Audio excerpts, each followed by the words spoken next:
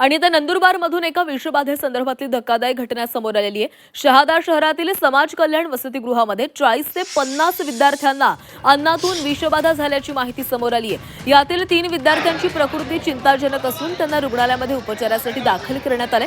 इतर सर्व विद्यार्थ्यांवर शहादा ग्रामीण रुग्णालयामध्ये उपचार सुरू आहेत। निकृष्ट दर्जाचे अन्न दिले जात असल्याची तक्रार याआधी देखील केल्याची प्रतिक्रिया विद्यार्थ्यांनी दिली।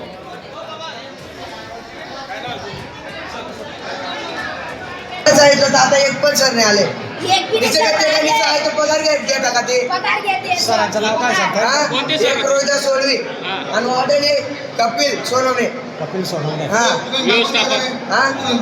हा श्याम नावाचा आहे बिहारी